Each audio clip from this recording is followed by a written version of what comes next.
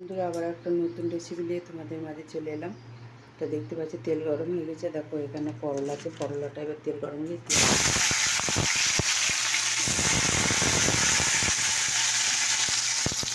দেখতে পাচ্ছি তখন একটু ভাজা হবে।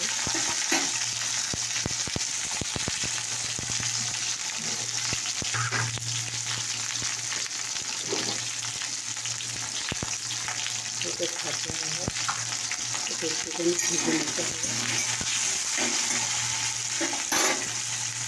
তো দেখো করলা ভাজা হয়ে গেছে এখানে। তো দেখো তেজপাতা ছিল, আলুটা দিয়ে দিলাম, কারণ তেল যাচ্ছে বলে দিতে পারলাম না। এখানে দেখো হলুদ দিলাম,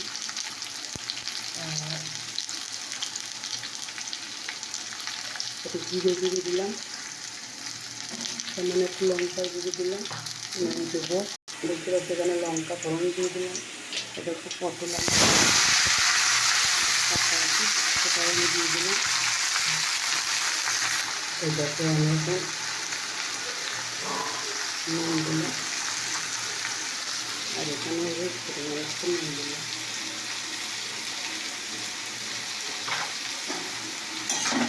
মশলা দিয়ে কষি জিরে জিরে দিয়ে আর লঙ্কা গুঁড়ো দিয়ে কষে নিতে হবে।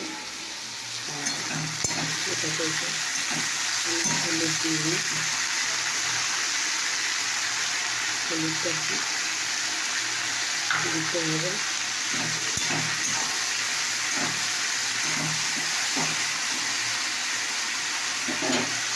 তো দেখো বন্ধুরা কষা হয়ে গেছে। এখানে দেখো করলাটা দিয়ে দিলাম।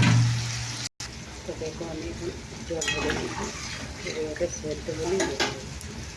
তো দেখো বন্ধুরা আমার পটল আলু পেঁয়াজটা ভাজা হয়ে গেছে, অফ করে দিলাম নুন।